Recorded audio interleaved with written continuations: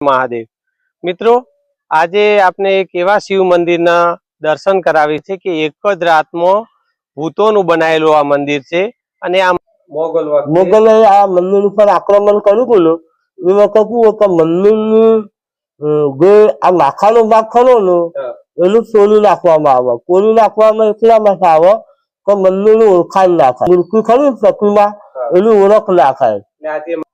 આખા ગુજરાતમાં આશોરા લાલા અમાસના દિવસે છેલ્લે સોમવાર આવે કે કોઈ પણ વાર આવે એ દિવસે 1000 કમળ પૂજા થાય છે અને નાના મોટા પાયે ભંડારો થાય છે.